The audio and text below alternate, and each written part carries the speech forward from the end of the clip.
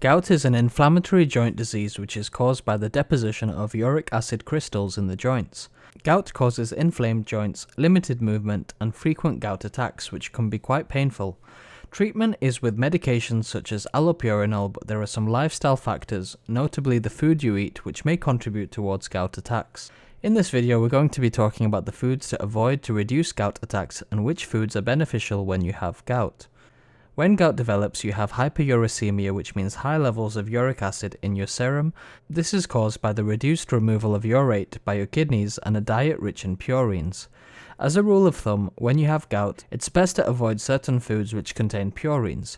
The Western diet, which is rich in red meat, processed food, sugars and processed grains, can give you a 42% higher risk of developing gout, whereas the Mediterranean type diet carries a lower risk.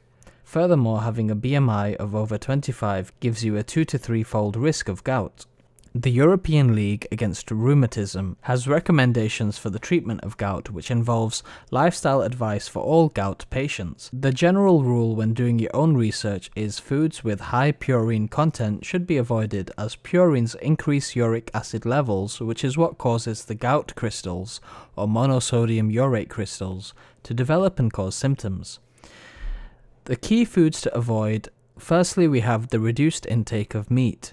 Meats such as bacon, turkey, veal, venison, and organ meats like liver and kidney all have a high purine content and should be avoided. Seafood like anchovies, haddock, sardines, trout, tuna, salmon, and shrimp have a high purine content and can cause uric acid levels to increase, which can exacerbate the symptoms of gout.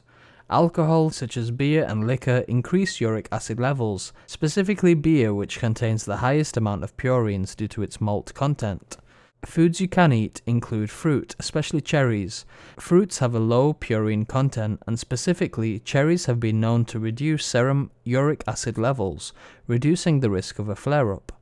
Legumes, such as beans or fava beans, do have a high purine content, but studies suggest that due to the high fiber content, a lot of it is excreted with fiber, so it's much safer to eat compared to meat, which contain high purine levels. Dairy products are also good to have, particularly low-fat dairy products like skim milk. Studies suggest it helps to reduce inflammation, which is caused by those monosodium urate crystals which cause the gout flare-ups. Therefore, it helps to reduce the symptoms. Coffee drinkers tend to have a lower long-term risk of gout, even when the coffee is decaf. Soy products like tofu and tempeh have a moderate amount of purine levels.